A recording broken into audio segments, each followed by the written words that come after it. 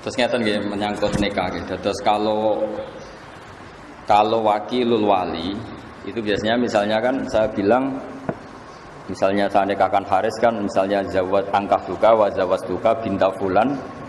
Kalau yang tidak mukhtalaf alaih kan alladzi qad wakalani nggih. Alladzi qad wakalani atau mewakili gitu.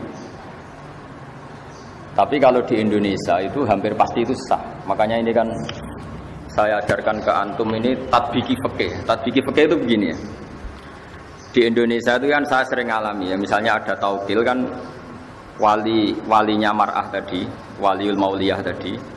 Kan taukilnya isyhad. Isyhad di depan umum. Misalnya, Gus saya pasrah Anda menikahkan putri saya bernama ini. Terus saya bilang di depan umum, saya terima apa? Saya terima perwakilan itu. Kemudian kalau dalam tradisi di Rembang misalnya wali kan terus ke sana gitu. Pokoknya enggak di majelis. Kalau di sini di majelis enggak? Enggak ya. Kalau biasanya di majelis enggak setelah taukil. Loh enggak, banyak yang enggak di majelis kalau. Ayo coba yang enggak di majelis ngaco. Nah ini penting ya, karena nanti turunan hukumnya itu begini ya. Maro'ahul muslimuna hasanan bahwa indawohi hasanun. Karena ini sama-sama resiko, ini saya jelasin. Itu kalau di Kifayatul Akhyar itu kan ada satu pertanyaan ya, yang meskipun kitab itu digugat orang banyak. Digugat orang apa? Kan kalau syarat nikah yang pokok kan wali. Ya, zaud. Berarti berapa? 2 ya. Terus 2 saksi 4. Berarti aktornya kan hanya 4. Tapi kitab Kifayatul Akhyar itu menyebut entah karena saking simpelnya, entah karena memang itunya menjadikan orang salah paham. Itu kan begitu. Kalau wali sudah memasrahkan ke seseorang, kemudian wa aqdal wakil, maka tidak sah. Tidak sahnya itu yang di Kifayatul Akhyar maksudnya karena aktornya hanya 4, sekarang yang wali jadi sahih. Berarti sahihnya kan 1. Itu kan jadi masalah besar. Entah saking ikhtiarnya kiai Jawa entah gimana. Walhasil itu karena takut takbir itu wali itu nggak boleh di majelis karena di situ ada ancaman wahadorol wali wa aqdal wakil. Paham sih kalau maksudnya kan? Padahal suratul mas'alah itu beda dengan yang kita alami. Karena kita alami itu kan saksi banyak sekali. Paham ya? Wali wis wong ra kanggo, pokoke wis bar nyekseni ya sudah. Sehingga wali ketika tidak mengatakan saya ini mewakili, wali apa wakilul wali tidak mengatakan alladzi qad wakalana itu mewakili, ini kan sudah diisyadkan apa?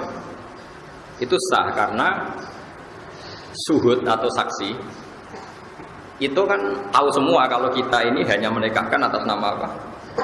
Wakil. Tapi kalau kebalikannya, misalnya saya menjadi wakilnya Haris dalam menerima nikah.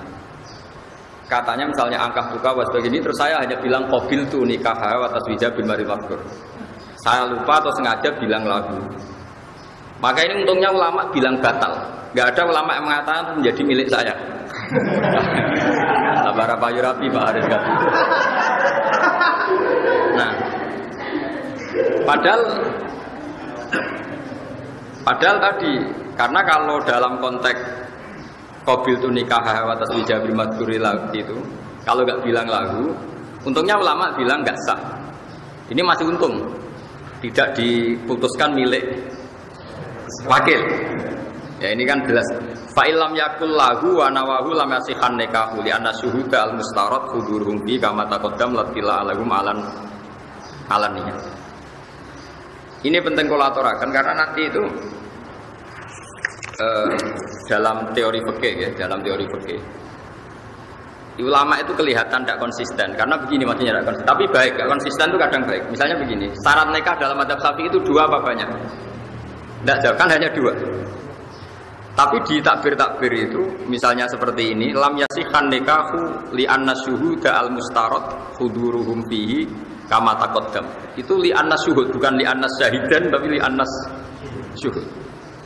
Karena dalam madzhab Malik Ini dengarin ya. Nanti saya bacakan di Mizan Kubro. Tadi saya sengaja bawa kitab Mizan Kubro. Kalau menurut mazhab Malik, dua saksi itu tidak syarat sahnya nikah. Paham ya? Tapi yang karena pikirannya Imam Malik begini, kira-kira begini. Saksi itu gunanya apa sih? Supaya nggak ada juhud, nggak ada pengingkaran. Oke. Kalau sarannya nggak ada pengingkaran, harusnya itu nggak perlu saksi, yang penting terkenal. Jadi misalnya Haris nikah, dinikahkan wali itu diumumkan di pondok PMH ini. Alhamdulillah sekarang Haris sudah laku. Gitu.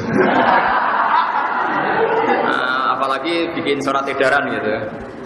Berakhir sudah masa lajang gitu. Atau masa nggak laku sudah selesai gitu. Nah, ini penting. Karena filosofi fikih nanti dibalik-balik itu begitu. Ya ini misalnya, ini peringatan bagi kita semua. Jadi kalau Imam Malik ini kelirunya orang-orang yang kawin sirri ya. Kadang-kadang pikirannya kalau misalnya dia wakilah, sahid itu tidak syarat. Saya ulang lagi ya. Misalnya dalam kitab Kutubul Madzhab Al-Arba'ah, kadang itu kan dipotong. Terus di situ diterangkan wakilah, sahid itu tidak syarat sah. Jangan kira kalau misalnya Madzhab Malik mengatakan syahid itu tidak syarat sah, kemudian ini nggak terganti oleh aturan yang lain. Paham ya maksudnya? Makanya kenapa kiai-kiai kita itu anti talfek, anti intikal madzhab. Sebetulnya bukan masalah intikalnya. Nggak ada jaminan kalau kata-kata ini diket atau ditaksir, diikhtisor, kemudian nggak ada syarat lain. Ini misalnya saya bacakan ya. Nah ini supaya kulino saja ya, bahwa di masalah-masalah nikah itu masalah yang yuftatu fil afdha malah yuftatu fi ghairiha. Eling-eling napa yuftatu fil afdha malah yuftatu napa fi ghairiha. Jadi yang terkait perempuan itu untuk sahnya itu lebih ikhtiyat ketimbang urusan yang di lain masalah perempuan. Ini kalau bocor gitu. Ini kitab Mizan Kubro yang relatif setiap intikal madzhab itu ada penjelasannya. Wa min dzalika qaulu a'immati salasa innahu la yasihun nikahu illa bi syahadatin. Ma'a qauli Malikin innahu yasihu min ghairi syahadah. Memang teksnya innahu yasihu min ghairi. Tapi kamu jangan mengira bayangannya terus hanya kamu dan wali kemudian sah. Sama seperti misalnya Abu Hanifah bilang nikah itu sah tanpa saksi, tanpa wali. Jangan kira tanpa wali itu tidak ada wali. Maksudnya Abu Hanifah itu gini loh. Tetap dengan wali, tapi yang penting dia memberi izin, tapi tidak harus dia yang menikahkan. Gak apa-apa perumahnya menikahkan sama orang lain, pasrah orang lain. Sementing walinya memberi izin. Orang kok tanpa wali, tanpa pamit itu enggak.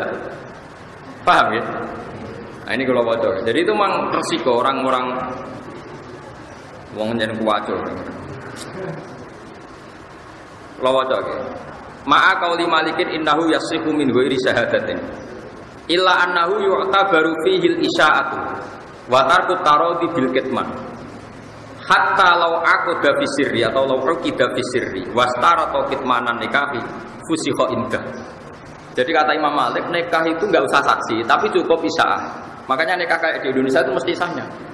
Karena misalnya syaratnya dua saksi itu adil, misalnya syaratnya dua saksi itu adil. Ternyata dua saksi itu tidak adil. Enggak masalah kalau di Indonesia karena kan orang yang menyaksikan kan banyak. Jadi itu isya'ah apa? Apalagi sebelumnya sudah ada undangan nikah macam-macam. Bahwa Pak Haris sudah laku. Seminggu sebelumnya kan tahu semua di WA karena dia kaul ya. Semua orang dikasih tahu kalau sudah laku. Itu enggak harus adil. Karena kata Imam Malik, kata beliau yu'ta baru fihil isya'ah apa? Isya'ah itu terkenal dari kata sya'ah, nama sya'ah itu maknanya apa? Terkenal kayak ayat innal ladzina yuhibbuna an tasyi'al fahisha menjadi terkenal. Juga boleh. Nah, terus sekarang andekan dua saksi itu fasik. Kata Imam Malik boleh, kata Abu Hanifah boleh, kata Imam Syafi'i enggak. Dua saksi itu harus adil. Wa amal fasiqoni fa innahu yahsulu bima al isya'atu bin nikah. Wa dzalika kafin fil khurus an suratin nikah istifah. Jadi misalnya ada saksi itu fasik-fasik, enggak apa-apa, malah fasik itu cangkeman, anggar wong diceritani. Ini jadi butuhnya itu kan perempuan ini jelas miliknya ini. Kalau miliknya ini nggak ada saksinya kan, misalnya ada mbak-mbak cantik kan, suatu pondok punya harapan semua. Nah itu kalau ada orang nikah secara sirri kan, ternyata harus dinikah orang kan kecewa. Nanti kalau ujuk-ujuk hamil juga orang curiga. Tapi kalau isya'ah kawinnya terbuka, sing berharap ya wis putus asa, paham ya? Nanti misalnya hamil ya jelas asal usulnya karena sudah nikah. Makanya kata Imam Malik, saksi loro itu, saksi dua itu filosofinya bukan saksinya, tapi isya'ahnya, no? Paham ya? Paham gitu. Terus ini penting ulang. Jadi ini filosofi nikah. Ya, filosofi nikah misalnya menyangkut dua saksi macam-macam. Itu kadang dua saksi.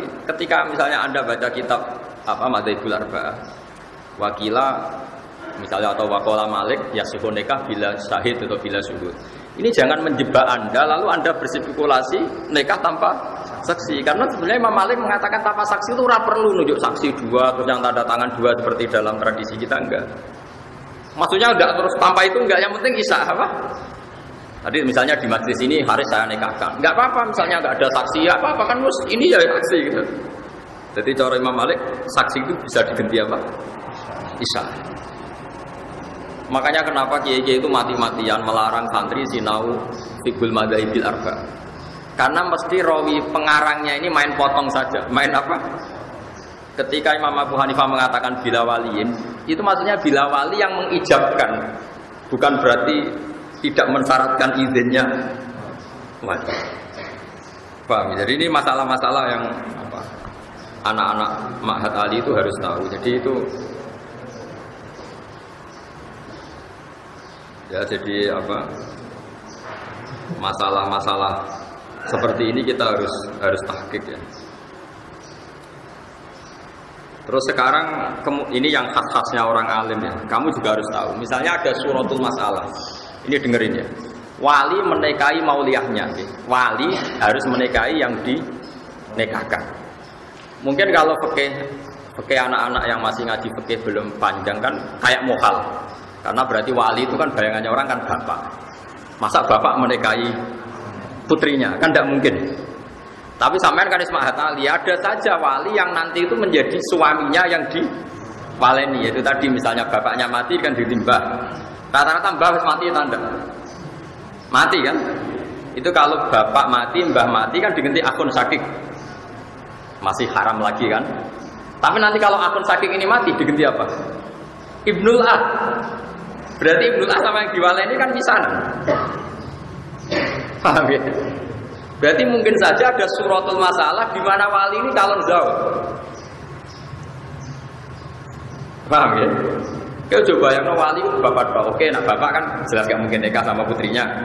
Mbak, tidak mungkin. Sekarang coba bapak kalau mati diganti siapa? Mbak. Tapi nggak boleh kamu bahasakan mbak, kriminal. Harus dibahasakan abul ab apa? Karena kalau kamu bahasakan mbak bisa mbak dari ibu. Ini tidak wali, harus detail ya. Bapak dan jat harus ditekoi titik jat maknanya abul ab.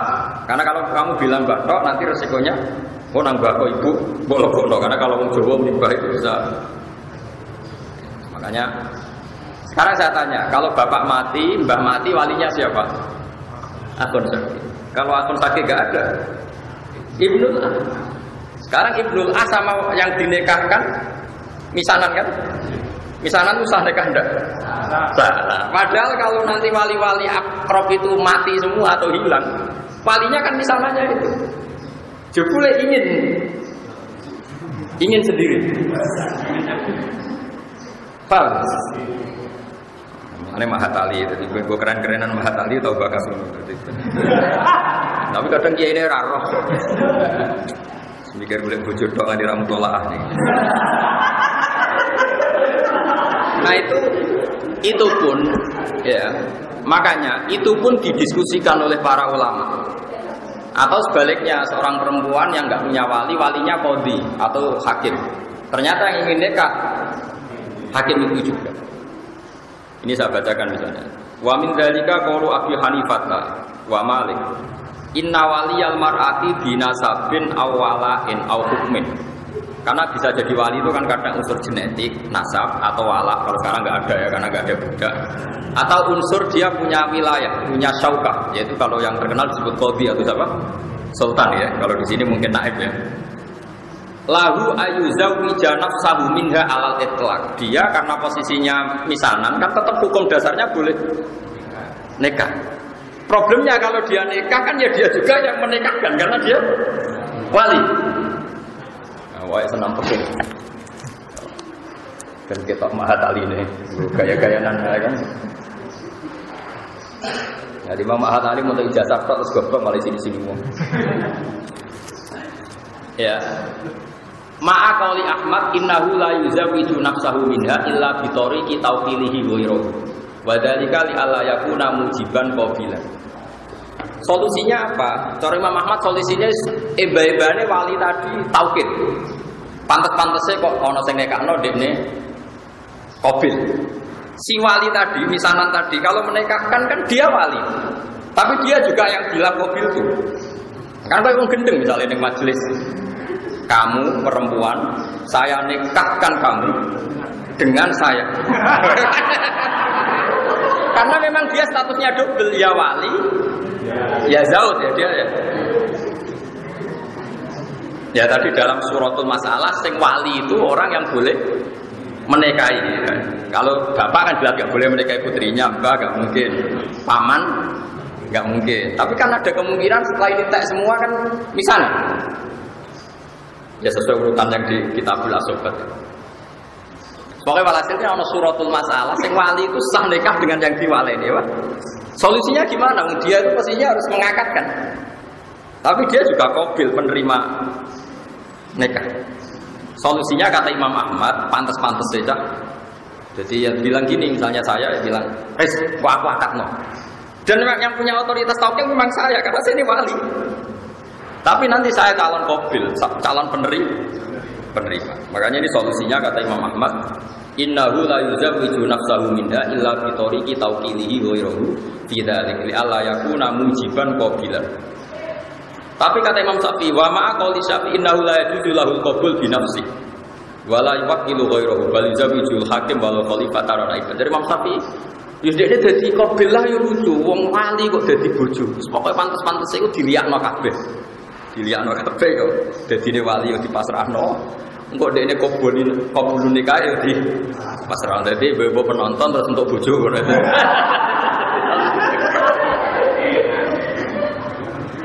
Karena kalau dalam fikih itu ada pantangan ya, istilahnya kalau di Fathul Mu'in itu ada ittihadul qabid wal muqbid. Enggak boleh dalam satu akad ada satu orang jadi dua aktor, namanya ittihadul qabid wal muqbid. Misalnya gini, Haris punya utang saya 1 juta. Ya Haris punya utang saya 1 juta. Terus kebetulan dia juga mustahik zakat. Dan saya juga harus zakat ke Haris. Saya tidak boleh bilang gini, Haris, uang saya yang di kamu 1 juta minongko zakat saya ke kamu. Itu tidak boleh karena Haris adalah qabid penerima zakat. Dia juga mukbid menerimakan zakat ke dirinya sendiri. Kalau dalam fikih kan masalah ittihadul qabid wal mukbid. Ya sama seperti wali yang boleh menikahi yang diwalikan. Karena tadi misanan tadi misalnya suratul masalah apa? Misanannya dalam jawab bahasa Indonesia apa? Sepupu ya kan. Misanan apa? Sepupu ya. Itu kan sudah boleh nikah kan. Tapi problemnya dia itu wali ya, Pak. Kalau dia menikahkan dan dia qabil kan ittihadul qabid wal mukbid, dia sendiri yang menikahkan.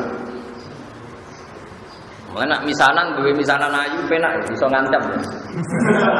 Ora gak rabi rata nikahno sapa-sapa.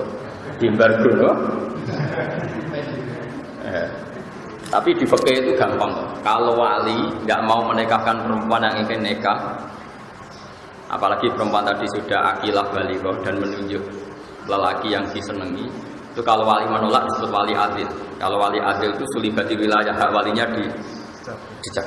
Jadi itu masih ada peluang. Jadi ini kalau ngancam dibalik diancam, nggak apa-apa, malah wali kamu hilang, nggak kabur. Jadi itu ya ini penting ya, ini fikih-fikih yang harus Anda ketahui.